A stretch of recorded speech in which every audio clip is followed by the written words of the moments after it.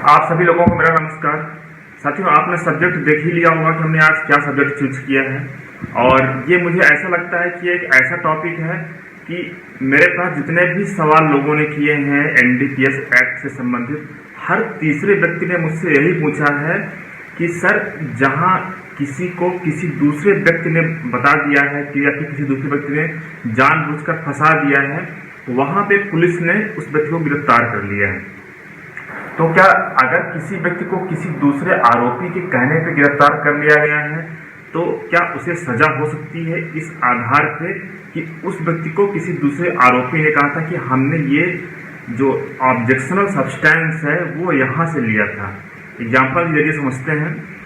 अभी हमने केस देखा, उस केस में एक व्यक्ति के पोजीशन से 1 किलो का अफीम जब्त हुआ। अब जब पुलिस ने उस व्यक्ति को गिरफ्तार किया, उस व्यक्ति ने पुलिस को बताया कि वो जो अफीम लिया है वो एक्स नाम के व्यक्ति से उसने लिया है और अब वो ये जो अफीम है वो वाई नाम के व्यक्ति को देने जा रहा है। अब पुलिस ने उसके इस स्टेटमेंट के आधार पे एक्स नाम के व्यक्ति को गिरफ्तार कर लिया और उस केस में आरोपी बना दिया। अब साथियों, इस तरह के केस अमूमन हमने देखा है कि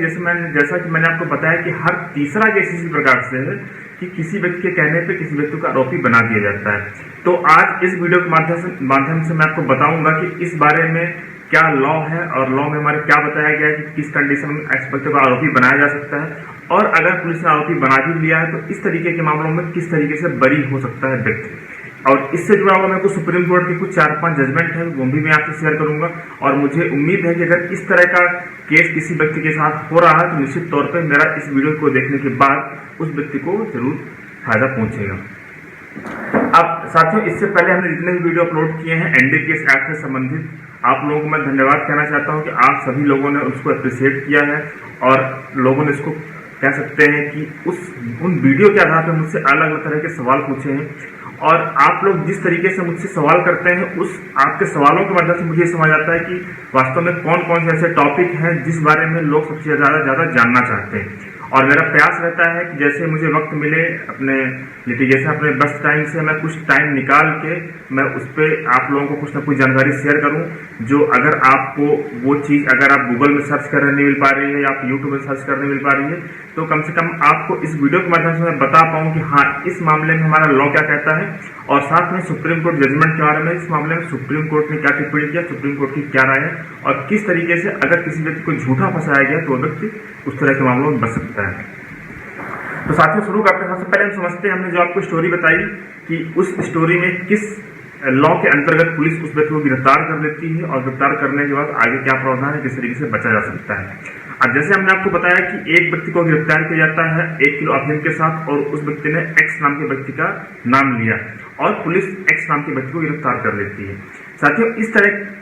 का जो कह सकते हैं कि ये जो प्रोसेस है या फिर कह सकते हैं कि जो पुलिस का जो इन्वेस्टिगेशन है जिसके अंतर्गत एक्स नाम के व्यक्ति को गिरफ्तार किया गया है, उसके पीछे का जो नियम है कि हमारे एविडेंस एक्ट के सेक्शन 27, जिसे अगर हो सकता है कि जब आपको अगर कभी चार्जशीट देखने को मिले तो चार्जशीट में आपने देखा होगा धारा 27 मेमोरेंडम ऐसा करके हर जगह लिखा रहता है या फिर कुछ जगह उसकी भाषा चेंज हो सकती है, लेकिन अमूमन यही लिखा रहता है धारा 27 मेमोरेंडम। तो साथियों, इसका मतलब ये होता है कि हमारे एविडेंस एक्ट के 27 में ये बताया गया है कि कोई भी व्यक्ति अगर पुलिस कस्टडी में है, पुलिस कस्टडी मतलब जब पुलिस ने उसको गिरफ्तार कर लिया है तो उसकी कुछ बातों को पुलिस मान सकती है, पुलिस कस्टडी के अंदर कुछ बातों को कह सकते हैं कि कोर्ट में एडमिसिबल है।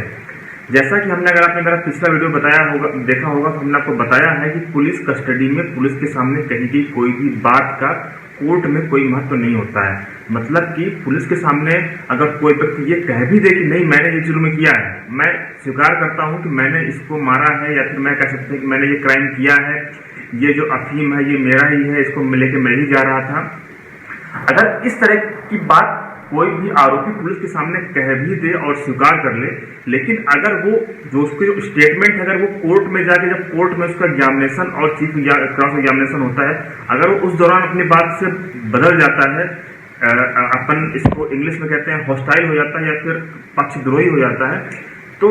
कोर्ट उसको इस आधार पर सजा नहीं दे सकती है कि उसने पुलिस को बयान दिया था। लेकिन जहां तक बात है धारा 27 का हमने बात बताया, आपको जो बताया कि हमारे इंडियन एविडेंस एक्ट में जो बताया गया है, इसके अंतर्गत साथियों कुछ हद तक जो कन्फेशन है, जहां की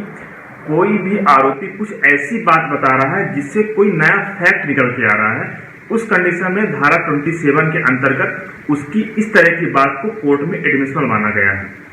एग्जाम्पल के जरिए हम समझते हैं, मान लीजिए कि जैसे मान लीजिए किसी व्यक्ति ने किसी दूसरे व्यक्ति को चाकू से मारा और उसने मारने के बाद उस चाकू को अपने घर में छुपा दिया। अब पुलिस के सामने वो गया, पुलिस के सामने उसने बोला पुलिस से कि नहीं, मैंने उस व्यक्ति को मारा है, चाकू से मारा है, और उस व्यक्ति ने मेरे से ऐसा किया, मैंने उसको मारा है और ये जो सारा क्राइम है मैंने किया है। तो साथ ही यहाँ पे उसने जितनी बात पुलिस को बताई, तो इन सब बातों का कोर्ट में कोई महत्व नहीं। लेकिन पुलिस जब उससे ये पूछेगी कि वो चाकू कहाँ है, और जब वो पुलिस को लेके जाएगा, चाकू दिखाएगा कि चाकू उसने अपने घर में अलमारी के अंदर या फिर कहीं छुपा के रखा था, वो जो चाकू, अब वहां पे जो पुलिस को जो उसने बयान दिया कि उसने उस व्यक्ति को मारा और चाकू से मारा है और उस चाकू को मैंने छुपाया है अपने घर के अलमारी में, तो यहाँ पे जो एक नया फैक्ट रिवील हो रहा है कि जो चाकू, जो कह सकते हैं कि एक प्रकार से फैक्ट पुलिस को पता चला कि हाँ इसने इस चाकू से मारा है। अब पुलिस जब उस चाकू को जब्त करेगी तो उस कंडीशन में उस व्यक्ति ने जो धारा 27 के अंतर्गत ये जो कथन किए हैं, तो इस बात को कोर्ट में साक्ष्य रूप में माना जाएगा कि हाँ इसने ये जो बात बोली ये कह सकते हैं कि एडमिसिबल है साक्ष्य के रूप में। अब एनडीपीएस जैसे केस में अक्सर यही होता है, हमने देखा है कि जहां पुलिस किसी व्यक्ति को गिरफ्तार करती है, वो व्यक्ति ये बोलता है कि हमने ये जो ऑब्जेक्शनल सब्सटेंस है हमने यहाँ से लिया था, हमने इस व्यक्ति से लिया था। अब साथियों वहां पे क्या होता है, पुलिस एक धारा 27 के अंतर्गत मेमोरेंडम तैयार करती है और पुलिस ये कहती है कि इस आरोपी ने बोला है कि मैंने उस व्यक्ति से ये सामान लिया है, इसे नया फैक्ट रिवील हो रहा है कि उस व्यक्ति का नाम आया है और उस व्यक्ति से उसने लिया है। इसलिए पुलिस धारा 27 के कथन के आधार पर उस व्यक्ति को गिरफ्तार कर लेती है और उसके ऊपर वही सेम धाराएं लगा देती है जो आरोपी के ऊपर लगी है, या फिर कह सकते हैं उसमें धारा 29 का इजाफा कर दिया जाता है। हमने काफी सारे केस में देखा है इस प्रकार से। तो साथियों इस प्रकार के मामले, जितने भी मामले हैं, इन मामलों में हम देखते हैं कि सुप्रीम कोर्ट ने क्या कहा है। मैं सुप्रीम कोर्ट के कुछ 4-5 जजमेंट आपको बताऊंगा। इन जजमेंट के माध्यम से मुझे लगता है कि आप जान पाएंगे कि इस बारे में सुप्रीम कोर्ट की क्या टिप्पणी किया है, और उसके बाद मैं आपको एक्सप्लेन करूंगा कि इस तरह के मामलों में किस तरीके से बचा जा सकता है। तो सबसे पहले हम जो देखते हैं साथियों, ये जो जजमेंट है ये सुप्रीम कोर्ट से डिसाइड हुआ था, वो क्रिमिनल अपील थी सुरेंद्र कुमार विरुद्ध असूचना अधिकारी राजस्व निर्देशालय। इसमें ऐसा बताया गया है जिसमें सह अभियुक्त की स्व संस्वीकृति कथनों के अतिरिक्त अभिलेख पर प्रसंगत अपराध में आरोपी के संयुक्त होने का सुझाव देने वाली कोई सामग्री न पाने पर ऐसी स्वीकृति स्वयं व किसी सहाभियुक्त के विरुद्ध सारभूत प्रकार का साक्ष्य होने के रूप में अंगीकार नहीं किया सकती है। यहाँ पर थोड़ा सा पृष्ठ भाषा प्रयोग की गई, इसलिए आपको इसका मतलब समझा देता हूँ। यहाँ पे सुप्रीम कोर्ट का ये कहना है कि जहां पे किसी सह अभियुक्त के कहने पे किसी दूसरे व्यक्ति को गिरफ्तार किया गया है, लेकिन उसके पास कोई मतलब कह सकते हैं कि इस केस में कोई दूसरे फैक्ट नहीं है, केवल एक फैक्ट है कि उसके खिलाफ सह अभियुक्त ने बोला है कि हमने ये सामान वहां से, ये हमने ये जो सब्सटेंस हमने वहां से लिया था। इसके अलावा पूरे केस में ऐसा कोई प्रूफ नहीं है जिससे साबित हो सके कि जिस व्यक्ति को उसने फंसाया है उसका इस केस में कोई रोल था। तो केवल उस व्यक्ति के कहने के आधार पर उस व्यक्ति को सजा नहीं दी जा सकती और कोर्ट ने उसको बरी कर दिया। अब हम दूसरा देखते हैं, ये एमपी हाई कोर्ट का जजमेंट है। साथ ही इसमें क्या कहा गया है, ये है जसवंत सिंह विरुद्ध स्टेट ऑफ एमपी, ये क्रिमिनल डिवीजन था, और जिसमें बताया गया है कि जिसमें माननीय उच्च न्यायालय ने इस प्रकार के प्रकरण में जहां धारा 27 के अंतर्गत आरोपी की संलिप्तता दर्शित की है, उन प्रकरण में धारा 27 साक्ष्य विधान की स्वीकृति को सबूत न मानते हुए उन्मोचित किया है। अब सेम इसी तरह से मध्य प्रदेश हाई कोर्ट ने भी यही कहा है कि जहां केवल धारा 27 के अंतर्गत आरोपी के खिलाफ केस बन रहा है, उसके अलावा कोई दूसरा फैक्ट नहीं है, वहां पे उसको केवल कन्फेशन के आधार पे दोषी साबित नहीं किया सकता है, और कोर्ट ने उस व्यक्ति को बरी कर दिया। अब एक अगला जजमेंट देखते हैं साथियों। ये जो जजमेंट है ये भी सुप्रीम कोर्ट से डिसाइड हुआ था। ये था Asar Mohammed and others versus state of UP, ये AIR 2018 में पब्लिश हुआ था। इसमें ऐसा बताया गया कन्फेशन ऑफ को accused can not B basis proceed against other accused unless something more produced to indicate their involvement in commission of crime। इसमें भी यही बताया गया है कि केवल को-एक्यूज्ड का स्टेटमेंट है और उसके अलावा ऐसा कोई फैक्ट नहीं है जिससे कि कमीशन ऑफ क्राइम हो, ऐसा पता चले कि हाँ ये जो क्राइम किया गया है वो इस व्यक्ति के द्वारा किया गया है, या फिर कह सकते हैं कि उसके अलावा कोई और फैक्ट नहीं थे जिसके आधार पर उस व्यक्ति को के खिलाफ ये केस बन सके। इसलिए इस केस में भी उस व्यक्ति को बरी कर दिया गया। एक अगला जजमेंट हम और देखते हैं साथियों, ये है Kushal Toppo versus state of Jharkhand 2018 का है और ये सुप्रीम कोर्ट से डिसाइड हुआ था। इसमें ऐसा बताया गया है कि एक कंफेशन कैन नॉट बी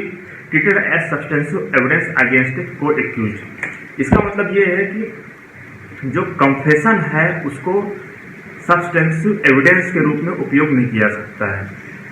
यहाँ पे अगर मैं इसका मतलब बताऊं आपको एक लेमैन लैंग्वेज में, तो जहाँ पे कोई व्यक्ति कंफेशन कर रहा है, संस्वीकृति कर रहा है, पुलिस के सामने बता रहा है कि हाँ इसके जिस व्यक्ति ने ऐसा किया है, वहाँ पे ये जो साक्ष्य है उसको कह सकते हैं कि एक सब्सटेंशियल एविडेंस नहीं है, एक स्ट्रांग एविडेंस नहीं है। ये कह सकते हैं कि इसे एविडेंस के रूप में स्वीकार ही नहीं किया जाता है, जहाँ उस व्यक्ति के कहने पर किसी दूसरे व्यक्ति को उस केस में आरोपी बनाया जा सकता है। साथियों ये तो हमने जो जजमेंट बताए हैं, मुझे उम्मीद है कि निश्चित तौर पे अगर आप चार्जशीट पढ़ेंगे तो आपको समझ आएगा कि किस किस प्रकार से अगर उस केस में उस व्यक्ति से कोई जब्ती नहीं हुई है। अब थोड़ा सा मैं आपको एक स्टेप और आगे बताता हूँ कि अगर मान लीजिए एग्जाम्पल ले लीजिए किसी, जैसे हमने आपको बताया कि उस व्यक्ति ने कहा कि हमने एक्स नाम के व्यक्ति से ये जो अफीम लिया है 1 किलो लिया है। अब पुलिस जाती है एक्स के व्यक्ति के नाम के पास और एक्स व्यक्ति के नाम से कहती है कि तुम्हारे खिलाफ इसने स्टेटमेंट दिया और पुलिस उसको गिरफ्तार करती है। अब साथियों जहां की पुलिस के पास कोई प्रूफ नहीं है, पुलिस के पास किस तरीके से पुलिस क्या कर सकती है, देखिए आप इसमें क्या क्या पुलिस साबित कर सकती है। पुलिस चाहे तो उसमें सीडीआर प्रस्तुत कर सकती है, जो कॉल डिटेल रिकॉर्ड होता है, अगर वो प्रस्तुत नहीं किया गया है, या फिर एक्स नाम के व्यक्ति से कोई जब्ती नहीं हुई है, उसकी पोजीशन में कुछ भी जब्त नहीं हुआ है, तो फिर कह सकते हैं कि उस व्यक्ति के खिलाफ केस नहीं बनेगा। लेकिन चूंकि हमने देखा है किस तरह के केस में धारा 27 के आधार पर पुलिस लोगों को गिरफ्तार कर लेती है, तो एक कह सकते हैं कि जब भी आप ये हमने जो आपको जो भी बताया है, ये सारा आपको बताया कि जब आप ट्रायल फेस करें तब, लेकिन हमने ये भी देखा है कि अगर आप हाई कोर्ट में बेल के लिए आप अगर आप जाते हैं कि इस व्यक्ति को बेल ग्रांट कर दी जाए, तो उस कंडीशन हमने देखा है कि कोर्ट इस बात को कंसीडर करती है कई बार कि उस व्यक्ति के खिलाफ कोई दूसरा सबूत नहीं है, उसके खिलाफ केवल यही सबूत है कि किसी दूसरे व्यक्ति ने कंफेशन किया है और बताया है कि इसमें ये व्यक्ति भी हमारे साथ इस कह सकते हैं कि इस क्राइम में संलिप्त था, हमारे साथ वो भी इन्वॉल्व था। तो इस कंडीशन में भी हमने देखा है कि हाई कोर्ट ने कई बार बेल ग्रांट किया है आरोपी को। साथियों मुझे उम्मीद है कि अगर ऐसा कुछ आपके आसपास या फिर जानने पहचानने वालों परिचितों के साथ ऐसा हुआ होगा तो निश्चित तौर पे ये जो वीडियो है निश्चित तौर पे इसका फायदा उनको मिलेगा। और आप अगर मुझसे डिस्कशन करना चाहते हैं तो व्हाट्सएप के जरिए आप मुझसे अपॉइंटमेंट ले सकते हैं और चर्चा कर सकते हैं। इसके अलावा अगर आपके और भी कुछ सवाल हैं, आप मुझसे चाहते हैं कि मैं उस पर कुछ आपको सुप्रीम कोर्ट के जजमेंट बताऊं या फिर कह सकते हैं उस बारे में लॉ क्या है उस टॉपिक के बारे में आपको बताऊं, तो आप मुझे कमेंट भी कर सकते हैं और आप मुझे व्हाट्सएप के जरिए बता सकते हैं, आप मुझे मेल भी कर सकते हैं कि आप इस टॉपिक पे जानना चाहते हैं, वो भी एनडीपीएस केस से संबंधित। तो मेरा प्रयास रहेगा कि मैं आपको उस टॉपिक के बारे में डिटेल में समझाऊँ। धन्यवाद साथियों।